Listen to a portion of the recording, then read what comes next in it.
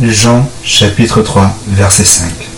En vérité, je te le dis, si un homme ne naît d'eau et d'esprit, il ne peut entrer dans le royaume de Dieu. Ce qui est né de la chair est chair, et ce qui est né de l'esprit est esprit. En effet, il y a des moments dans notre vie que nous devons regarder à l'intérieur de nous-mêmes et reconnaître dans quels endroits nous devons agir. Je ne te connais pas. Je ne connais pas ta situation et peux être sincère avec toi, peu importe ce que tu affrontes en ce même moment.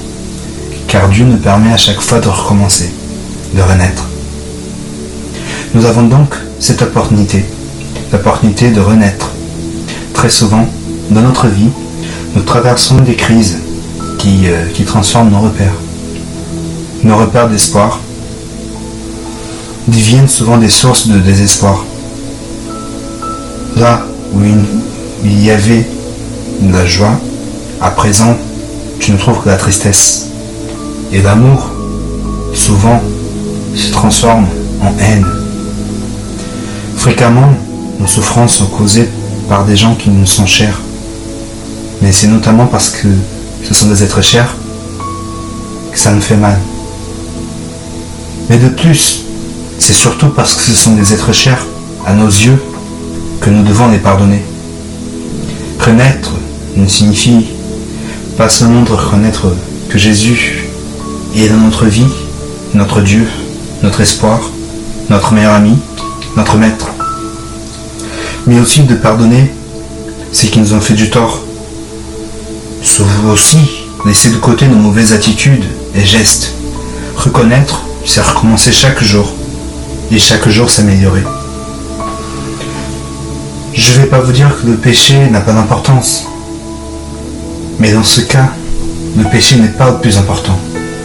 Ce n'est pas l'erreur en soi-même qui est très très importante, mais c'est surtout de reconnaître l'erreur et de s'améliorer, d'arrêter de recommettre les mêmes erreurs sans cesse. Renaître, c'est très probablement le processus le plus compliqué dans la vie d'un chrétien, car nous devons avaler notre propre fierté. Nous devons mourir et laisser Dieu vivre en nous. Nous devons laisser Dieu nous casser par comté et surtout nous permettre de nous reconstruire à son image, à sa façon. Donc, aujourd'hui, je te dis, demande à Dieu de réécrire ton histoire et de faire de nouvelles choses dans ta vie. Et crois surtout qu'il peut réécrire ton histoire. Mais pour cela, il souhaite aussi une attitude dans ta vie.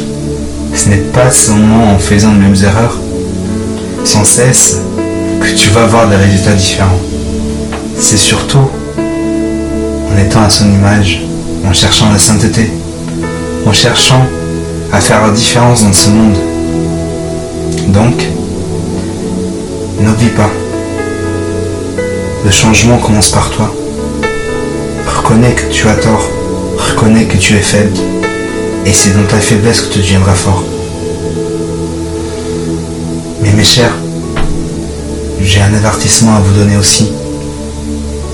Ne jamais servir Dieu pour être grand, mais c'est surtout parce qu'il est grand que nous devons le servir.